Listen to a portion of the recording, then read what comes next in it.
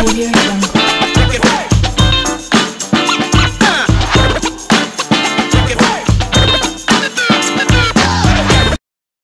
Salut tout le monde, comment va? C'est Lord Vendetta avec vous. On est mardi aujourd'hui. Il fait gris ici à Montréal, mais bon, c'est pas grave, il fait toujours chaud. C'est le plus important. Donc, anyway, j'espère que tout le monde va bien. J'espère que tout le monde passe un merveilleux mardi soir, merveilleux mardi après-midi, merveilleux mardi matin. Je ne sais pas où vous êtes, mais salut à vous, force à vous. Merci pour votre support et merci pour votre confiance en moi. Je salue tous mes Patreons, je salue tous mes abonnés Twitch et je salue tous mes abonnés YouTube. Donc, la famille, c'est une vidéo statique. Demain, une autre vidéo statique. Après-demain, une autre vidéo statique. Vendredi, ce sera un live stream Twitch. Et samedi, peut-être un live stream avec CryptoCrypter et CryptoOlu. OK? On commence sans trop perdre de temps. XRP, 93 sous. Alors, on est revenu en dollars américains. Une hausse de 8,63%. Le market cap, on parle de 43 milliards, une hausse de 8,65%. Et le volume dans les dernières 24 heures, on parle de 9 milliards, une hausse de 11,17%. Et le circulating supply, on parle de 46 milliards de XRP, toujours en circulation. Les cryptos, on parle de 10 000.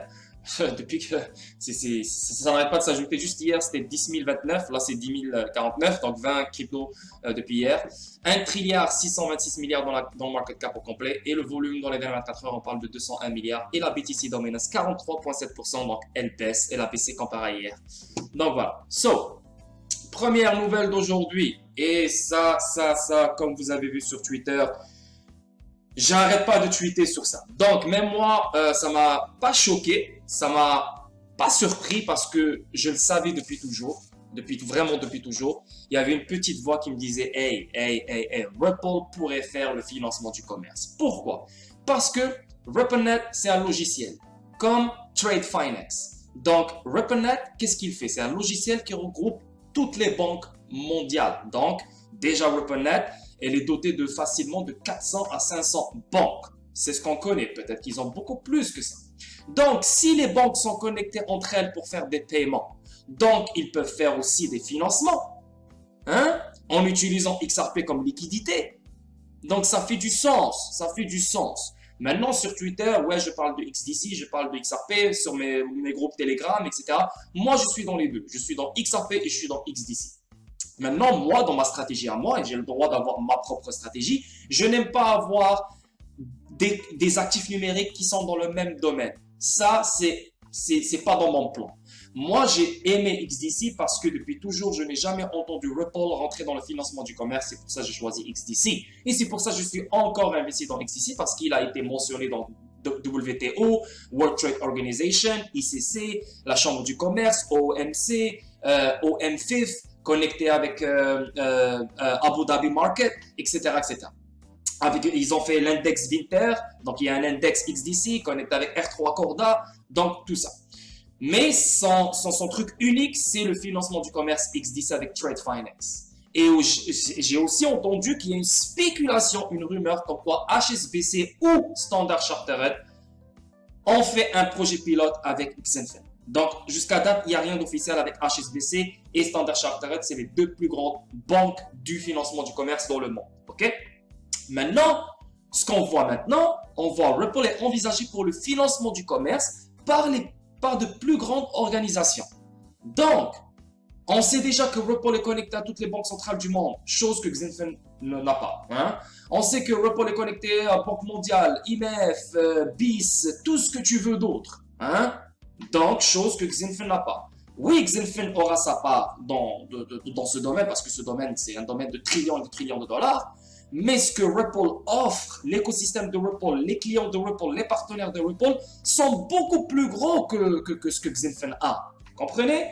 Donc, si Ripple rentre dans ce domaine qui est le financement du commerce, pourquoi garder XDC? Je ne suis pas en train de dire que je vais vendre XDC maintenant. Hein? Je ne suis pas en train de cracher sur XDC parce que le Trade Finance, c'est beaucoup plus que ça. C'est non seulement le financement du commerce, mais aussi la numérisation des outils pour le financement du commerce, comme les lettres de crédit, la facture, etc. Mais sur RippleNet, tu peux faire tout ça. Tu peux envoyer une facture électronique sur RippleNet. Tu peux envoyer un document électronique sur RippleNet. Tu peux envoyer une lettre de crédit sur RippleNet. Tu peux même faire du financement sur RippleNet. Tu peux même faire un paiement sur RippleNet. Tu comprends le délire? Donc, en sachant que HSBC est un des plus grands partenaires de Ripple, Standard Chartered, un des plus grands partenaires de Ripple. Et là, tu te dis, ok, si Ripple rentre dans ce domaine, ça ne me sert à rien de rester dans XDC parce que Ripple, elle aura la plus grosse part dans ce domaine. Parce qu'elle a déjà une grande connexion dans ce domaine. Avec énormément de banques, énormément de payment providers, énormément de market makers, énormément d'autres clients. Partout dans le monde. Comprenez le délire? Maintenant, je suis encore investi sur XDC. Je ne suis pas en train de cracher sur XDC. J'adore XDC. Mais si Ripple rentre dans le financement du commerce, pour moi, j'irai all-in dans XRP. Je partage avec vous ce que je pense parce que cette chaîne est basée sur l'honnêteté. Je ne peux pas, moi, vous dire un truc et je fais un autre truc derrière parce que ça ne fait pas de moi une personne honnête. Donc, je vous dis clairement qu'est-ce que je compte faire. Jusqu'à maintenant, il faut faire beaucoup plus de recherches sur le financement du commerce concernant Ripple. J'ai déjà fait énormément de recherches tout à l'heure, mais je n'ai pas le temps parce que je rentre dans un appel vidéo après. Donc, je vais vous faire un live stream sur ça. Vendredi. Sur Twitch. Donc vendredi, il y aura un live stream où je vais faire des recherches concernant le financement du commerce Ripple avec XDC financement du commerce. Donc ça va être un vendredi spécial pour ça, XRP, XDC financement du commerce. Ok? Donc on va lire d'abord ça et ça s'est sorti aujourd'hui. Donc le protocole de transaction de Ripple est envisagé pour le financement du commerce selon la Fédération internationale des comptables. Graham Bright, d'Oroxim Bank, explique qu'avec les capacités à la demande de RippleNet, les clients peuvent basculer entre différentes devises avec XRP comme actif numérique sous-jacent. Donc, TradeFinex, c'est quoi? TradeFinex, là je parle de XDC, Xenfen. TradeFinex, c'est la même chose. Donc, les gens rentrent dans cette blockchain, ils intègrent cette blockchain qui est la TradeFinex et trouvent du financement à travers XDC. Pas trouvent du financement, font du financement en utilisant la liquidité de XDC, etc. Maintenant, c'est la même chose avec RippleNet. RippleNet, c'est un logiciel pour les banques. Toutes les banques sont intégrées dans ce logiciel qui est RippleNet. RippleNet, c'est comme un Facebook pour les banques. Donc, une banque peut communiquer avec n'importe quelle autre banque partout dans le monde. Elle peut même faire affaire avec les clients de cette banque qui est dans RippleNet. Même si les clients de cette banque ne sont pas dans RippleNet, le fait que cette banque est dans RippleNet, elle peut avoir accès aux clients de cette banque. Donc, ça veut dire que c'est une grande toile d'araignée. Hein? Donc, si tout le monde est dans RippleNet et il y a une communication très facile, les choses se font de façon sécuritaire, les paiements se font déjà, les cross-border les paiements transfrontaliers se font déjà. Donc, le financement peut se faire d'une façon très facile parce qu'il y a déjà une confiance, il y a une connexion entre toutes les banques, plus que 500 banques que Ripple a déjà sur son aile. Hein? Donc, il y a beaucoup plus d'impact sur RippleNet que TradeFinex, malgré que TradeFinex est cité dans plein de trucs. Hein? Et ils disent, ouais, mais HSBC, ouais, mais jusqu'à date, c'est spéculé, c'est seulement une spéculation comme quoi HSBC a fait un projet pilote avec Xenfen. Mais on sait clairement que HSBC est un partenaire de Ripple. Et aussi, Chris Larsen est un des directeurs de HSBC. Chris Larsen, c'est le fondateur de Ripple. Donc, comment ça se fait que HSBC va utiliser un autre blockchain pour le financement du commerce si eux, ils utilisent déjà RippleNet et ils sont déjà connectés à Ripple et ils ont Chris Larsen comme directeur dans leur board. Comprenez le délire? Je ne suis pas en train de dire que Xenfen ne va pas avoir une partie. Oui, son prix va augmenter, ouais. Mais moi, dans ma stratégie à moi, comme XLM et XRP, les deux font la même chose. Donc, je prends la meilleure tech, XRP. XDC, XRP. Ils font la même chose. Je veux dire TradeFinex, RippleNet. Ils font la même chose. Je prends RippleNet. Voilà, c'est comme ça. Ok? On avance. Le protocole de transaction Ripple est étudié par de plus grandes organisations pour le financement du commerce, selon la Fédération internationale des comptables. Hein? C'est pas n'importe quoi. La Fédération internationale des comptables. Ce développement a été mis au jour après qu'un utilisateur de Twitter identifié comme Ward Kahneman a partagé une présentation intitulée Enabling Purpose Driven Organization. Donc, on peut le voir ici, si on clique là, ça nous amène dans ce PDF. Donc, on le voit bien, Enabling Purpose Driven Organization. Et là, ça vient du IFAC, International Federation of Accounts, mai 2021. Donc, c'est ce mois-là. Si on tape ici, on le voit bien, Ripple. Hein? On le voit bien ici. Donc, on voit Exploration of Additional Innovative Solutions not yet widely adopted in supply chain, such as blockchain and related tools, including Ripple transaction protocol, are being explored by a few larger organizations to improve supply chain management. Donc, il y a des grandes organisations qui sont en train de regarder dans le, Ripple protocol pour améliorer le supply chain management. C'est la même chose que je vois dans l'autre côté avec Zinfin, avec les ports maritimes, etc., etc. Ok? Voilà, je suis investi dans les deux. C'est juste que je suis en train de vous partager ce que je vois. Moi, j'ai toujours su, mais il n'y avait rien de sérieux. Là, on voit que c'est en train d'être partout, un peu partout. Encore une fois, je ne vais pas parler de tout ce que j'ai trouvé. Rendez-vous vendredi pour le live stream et on va parler de tout ça en détail. Maintenant, je vais juste vous montrer je vais juste vous donner un apéritif, ok? Donc, encore une fois, on parle de Trade Finance, Supply Chain et Ripple Protocol est mentionné ici. Qu'est-ce qu'on voit ici? On voit Trade Finance Global. Hein? Trade Finance Global qui mentionne Ripple. Hein? Il dit ici, utilisation dans le financement du commerce. Le financement du commerce a toujours impliqué de longues traces de papier et des frais de transaction coûteux. La numérisation du financement du commerce a été maintes fois invoquée en faveur de la numérisation du financement du commerce, car on pense que les processus de numérisation permettront d'effectuer des paiements transfrontaliers plus rapidement, plus sûrement et plus efficacement. Cela pourrait être rendu possible par l'utilisation de la blockchain et d'autres technologies financières distribuées. Les processus manuels pourraient être réduits en permettant un partage plus facile des informations et des documents authentifiés et en augmentant la transparence. TFG a écrit à ce sujet plus en détail sur cette page. Ripple est parfaitement adapté pour une utilisation dans le financement du commerce car il a été spécialement conçu pour prendre en charge les paiements transfrontaliers et les transactions internationales. Un Bitcoin pour les banques, si vous voulez. Un mouvement vers l'utilisation de cette technologie a déjà commencé. De nombreuses grandes banques du monde entier testant la technologie du grand livre distribué dans Ripple a joué un rôle majeur. Un système de paiement transfrontalier a été testé auprès de 12 banques utilisant le XRP pour rééquilibrer les liquidités en temps réel. Qu'est-ce qu'on voit ici? Et ça, c'est quelle date? C'est quelle date ce truc-là est sorti? C'est quelle date? On ne peut pas voir. On peut pas voir la date. Bref, ça ne dit pas la date, mais on voit clairement que Trade Finance Global qui a mentionné Trade Finance, mentionne aussi Ripple et disent que est parfaitement adapté pour une utilisation dans le financement du commerce. Ok? Donc, on continue ici. La présentation met en évidence la technologie blockchain en général et Ripple en particulier en tant que solution d'innovation supplémentaire qui sont moins utilisées dans le secteur de la chaîne d'approvisionnement. Selon la présentation, ces solutions technologiques moins exploitées sont à l'étude. L'exploration des solutions innovantes et supplémentaires qui ne sont pas encore largement adoptées dans les chaînes d'approvisionnement telles que la blockchain et les outils connexes, y compris le protocole de transaction Ripple, est en cours d'exploration par quelques grandes organisations pour améliorer la gestion de la chaîne d'approvisionnement grâce à une plus grande automatisation, transparence et visibilité. Donc, on parle de port maritime, on parle de logistique, on parle d'aviation, c'est exactement la même chose que Zinfin. EuroXim Bank, c'est pas n'importe quoi. Ripple provoque une révolution dans le financement du commerce. Graham Bright, responsable de la conformité et des opérations chez EuroXim Bank, dans une interview a souligné l'importance de Ripple dans la révolution du financement du commerce, expliquant pourquoi les grandes organisations l'exploitent. Désolé. Graham a expliqué qu'EuroXim Bank,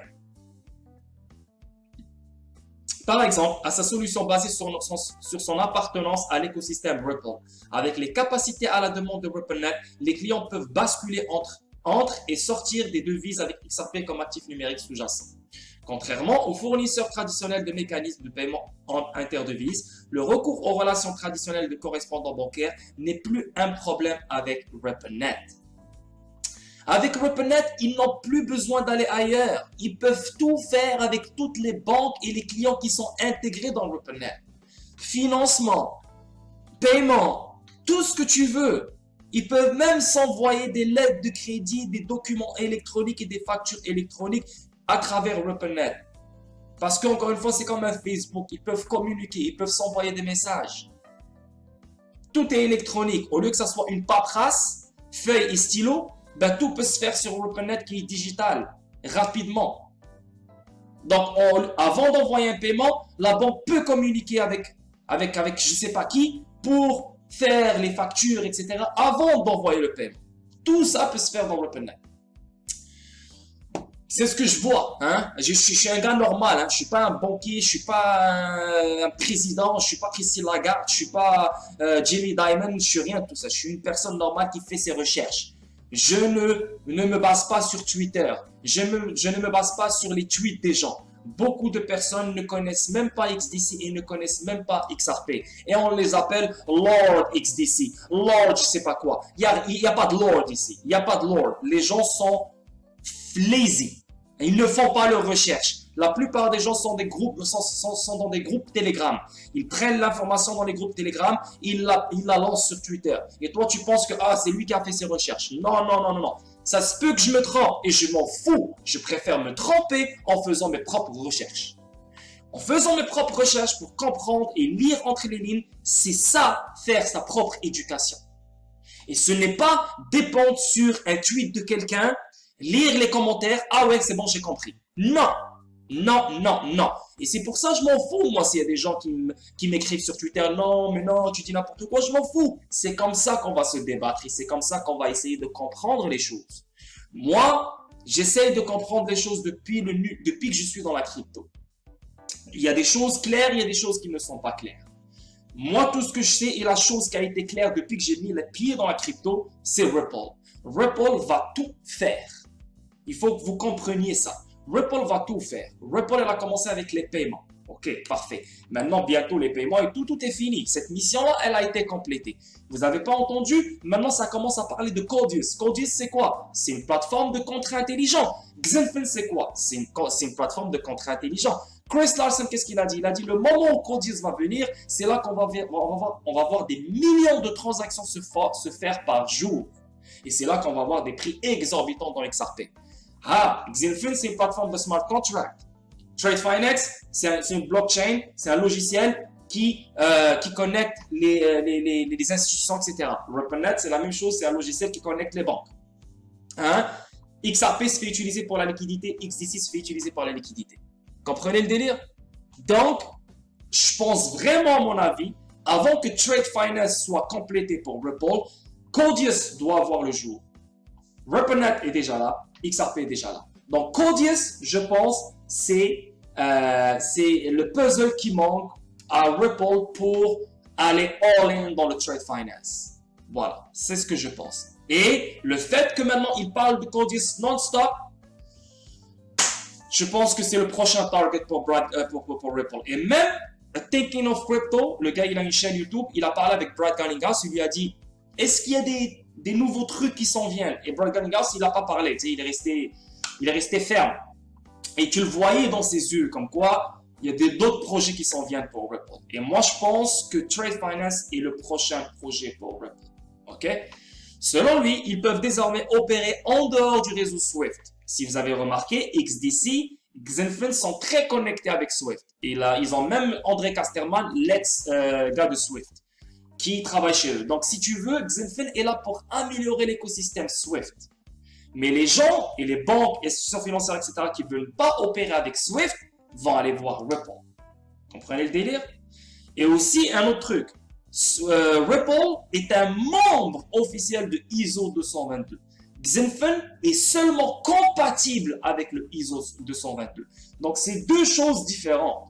Ripple est un membre. Je suis un membre du ISO 222. Je fais partie du ISO 222. Xenfin est compatible. Donc, ils peuvent l'intégrer comme ils peuvent ne pas l'intégrer. Comprenez le délire? Donc, si Ripple va faire le Trade Finance avec les paiements transfrontaliers, malgré XDC, il va prendre quand même une petite partie. Moi, je vois la plus grande partie ira chez Ripple. That's it, that's all. OK? Selon lui, ils peuvent désormais opérer en dehors du réseau SWIFT et certaines grandes banques les rejoignent. Grâce à Ripple et à la blockchain, Graham a déclaré qu'il s'attend à une révolution du financement du commerce d'ici quelques années. L'utilisation de la blockchain pour identifier les contreparties, faciliter les paiements et l'échange de documents en est un bon exemple. L'échange des documents, voilà, c'est exactement ça. Avec l'adoption progressive de la blockchain et du protocole de transaction Ripple, la chaîne d'approvisionnement sera également plus diversifiée. Pourquoi les grandes organisations envisagent Ripple? Bien que peu d'informations aient été fournies dans la présentation de IFA sur ce sujet, Graham, dans son interview, a révélé que l'écosystème financier qui soutient le financement du commerce est très complexe. Il a également déclaré qu'une petite entreprise d'un pays en développement essayant d'importer des marchandises doit travailler avec des banques locales, ce qui rend le processus plus coûteux. Malheureusement, les préoccupations réglementaires du secteur bancaire mondial continuent d'être une source de préoccupation. Et là, ils disent, encore une fois, beaucoup de larges organisations envisagent Ripple.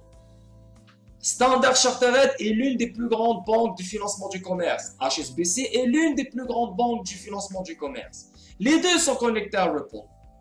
Chris Lawson est un directeur de HSBC. Donc, je peux dire, moi, je peux spéculer que HSBC et Standard Chartered peuvent utiliser Ripple pour le financement du commerce et la chaîne d'approvisionnement. La réduction des risques et la pression sur la liquidité ont empêché de nombreuses banques d'aider les petites entreprises des pays en développement. Cependant, Ripple a ce qu'il faut pour supprimer ces limitations en s'attendant à ce qu'une fois le protocole de transaction Ripple pleinement développé, il puisse être utilisé pour provoquer une révolution dans le financement du commerce. Une révolution dans le financement du commerce. Encore une fois, les gars, vendredi, ça sera un live stream spécial pour ça. OK? On va mettre les points sur les i et voir vraiment si Ripple est dans le financement du commerce de la bonne façon. Et vendredi, je vous donne rendez-vous. OK? Donc, c'est ce que je vous ai montré ici, un PDF. Et ici, ça vient du Trade Finance Global. OK? On avance. Procès XRP, l'état d'esprit de Ripple a-t-il même une importance? Le procès en cours déposé par la SEC des États-Unis contre Ripple Labs et ses dirigeants Gary Gauss et Larson a été vivement contesté au cours des dernières semaines et mois, chacune des parties se jetant une salve après l'autre. La téléconférence de vendredi présidée par la juge Sarah Nedburn était le dernier épisode de ce genre dans la session en question touchant à la motion de la SEC visant à percer le privilège avocat-client entre Ripple et ses avocats. Maintenant, il y a eu quelques échanges intéressants au cours de la même période, notamment le signalement par la SEC de Scott contre Chipotle, une affaire sur laquelle Scott contre Chipotle, une affaire sur laquelle la juge Nedburn elle-même a statué comme précédent. Cependant, selon beaucoup, y compris l'avocat populaire Jerry Morgan, cette astuce intelligente a permis à la Cour de remettre en question la compréhension du plaignant de l'objectivité associée à une défense fair notice. Pour de vrai, j'ai rien compris ici parce que c'est mal traduit, c'est pas grave, mais on va lire ici, ça va nous donner plus d'éclaircissement. Hélas, ce n'était pas tout. En suggérant que Ripple tente de plaider une défense de bonne foi et de l'appeler fair notice, la SEC a également soutenu que l'état d'esprit des défendeurs est pertinent pour l'affaire, citant un passage de la lettre de Ripple demandant au tribunal d'obliger la SEC à remettre des documents internes. L'avocat a soutenu: s'il y a confusion dans l'esprit des acteurs du marché, la SEC ne peut pas en droit prévaloir. Et donc, ils ont directement inséré leur état d'esprit dans le cadre de leur défense. Pour de vrai, encore une fois, je n'ai rien compris. Ça, c'est des trucs trop techniques, trop juridiques. Là, c'est un langage à eux, on s'en fout. Là, ça parle d'état d'esprit dans le cadre de leur défense. Là, on est totalement sorti de la du XRP. Mais bon, les accusés ont pratiquement admis leur état d'esprit, a poursuivi l'agence. Ajoutons que. Pourquoi je vous parle de ça? Parce que c'est sorti aujourd'hui, le 25 mai. Donc, c'est pour ça que je vous partage ça. Donc, que l'on présente une défense comme objective ou subjective n'a pas d'importance en fin de compte, car ils ont injecté leur état d'esprit dans l'affaire et c'est le principe qui contrôle. Ok. Ok. La dernière affirmation de la SEC a bien des égards et une bizarrerie, d'autant plus que la principale défense est l'argument de la firme de blockchain et que c'est le comportement de la SEC et du marché qui a créé un manque de clarté sur la question de savoir comment XRP devrait être réglementé. Et en termes simples, alors que les défendeurs ont cherché à mettre l'état d'esprit et la conduite du demandeur au premier plan, la SEC tente de le faire tente de le faire de l'ingénierie inverse. C'était également un sentiment partagé par John E. Deaton, l'avocat représentant les détenteurs de XRP dans leur motion d'intervention selon Deaton. Je ne vois pas encore tout à fait pourquoi l'état d'esprit de Ripple sur cette question est pertinent. C'est ça, c'est ce que j'essaie d'expliquer. Yo, j'ai lu ça là, et j'ai rien compris. C'est la première fois que je lis un truc en pleine vidéo, je comprenais pas les paragraphes. Je dis, mais t'as l'air bête, t'auras l'air bête devant ton audience, Lord. What the fuck, c'est quoi ça? Mais même John Deaton, il n'a pas compris. Qu'est-ce que l'état d'esprit de Ripple sur cette question est pertinent? Pourquoi il est pertinent l'état d'esprit de Ripple? C'est quoi le bordel? Parce que même moi, ils m'ont mélangé ici. Anyway. D'autres membres de la communauté étaient un peu plus directs et simples avec un utilisateur déclaré. C'est sûrement l'état d'esprit de la SEC qui devrait être remis en question. Ouais, même. Parce que là, il parle de l'état d'esprit de Ripple qui impacte le jugement, qui impacte l'affaire.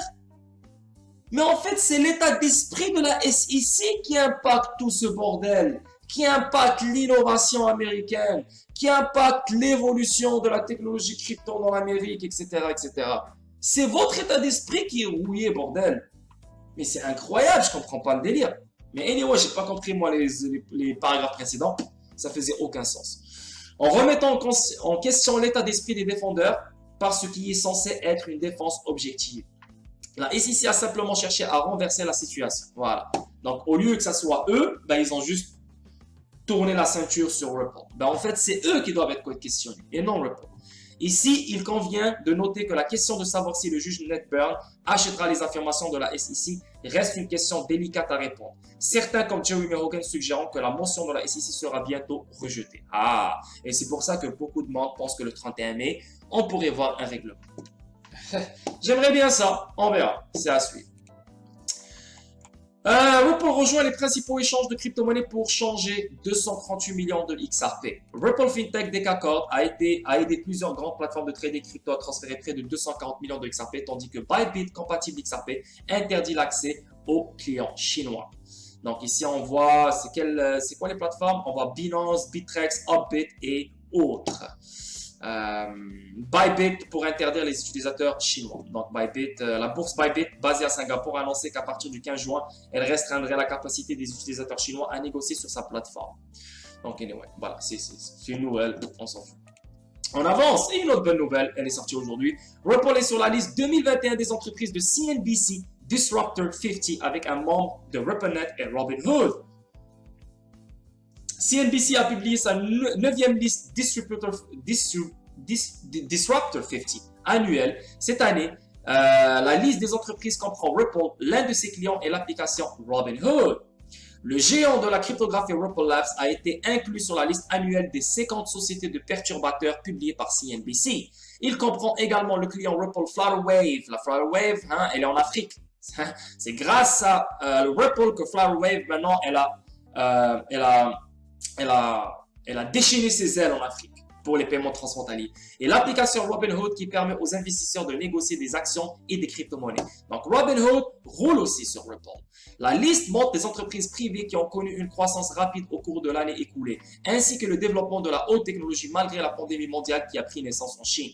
Robinhood occupe sa première place marquée comme l'ennemi frénétique de Wall Street. Flutterwave est la 20e place pour aider les entreprises africaines à s'envoler.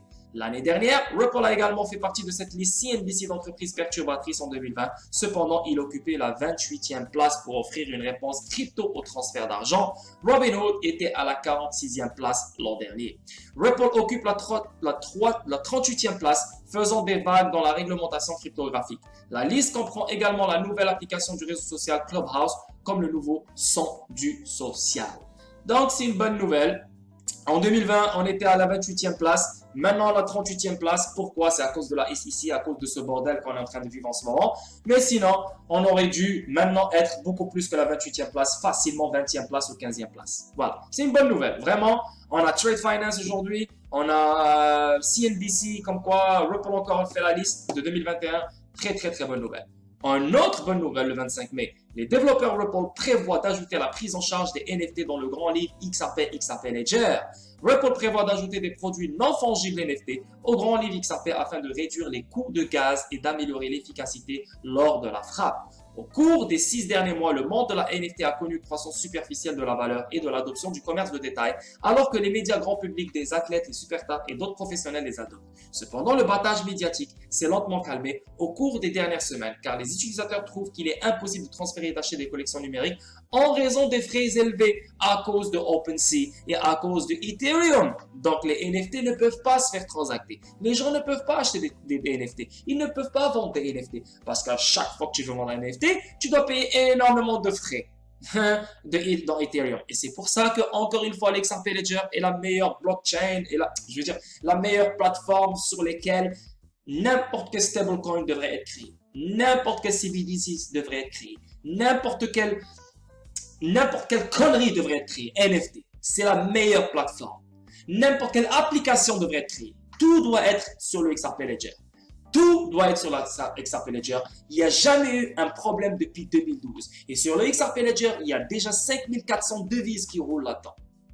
Aucun problème. En ce moment même, énormément de banques qui utilisent l'XRP Ledger en ce moment même. Donc, c'est juste une question de temps que cette merde de Ethereum et cette merde de BTC disparaissent de ma vue, sérieusement. Dans une déclaration plus tôt mardi, Ripple vise à résoudre ces problèmes en intégrant des places au marché NFT sur son registre XRP. Rapide et efficace, cette intégration est sur le point d'offrir aux utilisateurs et aux collectionneurs de NFT une meilleure expérience tout en élargissant la tokenisation des actifs. XRP Ledger est vanté pour ses transactions rapides, son efficacité et son faible coût, ce qui signifie qu'il aurait une expérience transparente lors du transfert du stockage des NFT sur la plateforme. On parle de finance verte, pas de transactions, ça ne gaspille pas d'énergie, pas de frais, rapide. En plus, XRP Ledger, il peut accueillir des actifs tokenisés, les actions tokenisées, l'immobilier tokenisé, plein de choses tokenisées. Tout peut être sur le XRP Ledger. C'est la meilleure plateforme qui existe dans le monde en ce moment. Au cours des derniers mois, Ethereum a fait face à des critiques à l'échelle de la cryptographie pour la flambée des prix du gaz, rendant impossible pour les petits détenteurs de NFT de déplacer ou de vendre leur collection. Pour un simple transfert, les utilisateurs pourraient payer des centaines de dollars pour terminer la transaction. D'où le besoin du grand livre XRP, lit-on dans le blog. C'est un besoin maintenant, c'est un besoin, c'est indispensable, c'est inévitable. Ethereum ne peut pas scale. Ethereum ne peut pas subvenir aux besoins du monde en ce moment. C'est de la merde. Il faut la jeter. Fini. That's it. That's all. Ok? Ben voilà. J'ai fini avec ma vidéo statique. 32 minutes. Donc j'espère que vous avez aimé la famille. Demain, une autre vidéo statique. Encore une fois, jeudi, une autre vidéo statique. Vendredi, n'oubliez pas, on va faire un bon live stream sur le financement du commerce et Ripple. Je vais essayer de trouver des connexions, etc., spécialement pour le financement du commerce. Et sinon, c'est ça. Donc, merci la famille, merci pour votre support, merci pour tout ce que vous faites. Si vous voulez rejoindre le groupe Telegram, le Club des Champions, le lien, il est juste en dessous de la vidéo. Si vous voulez me supporter, cliquez sur le lien qui est juste en dessous de la vidéo, c'est Patreon. Donc, pour me supporter ou me remercier ou n'importe. Si vous voulez, par exemple, connaître l'écosystème XRP, l'apprendre par cœur et faire partie d'un espace XRP qui va vous donner des privilèges sur le long terme, etc., ben, le lien, il est juste en dessous de ma vidéo. Il s'appelle Espace XRP. Donc voilà la famille, je remercie tous mes Patreons, tous mes abonnés Twitch et tous mes abonnés YouTube. Merci la famille, je vous vois demain pour une autre vidéo. Peace, ciao, ciao.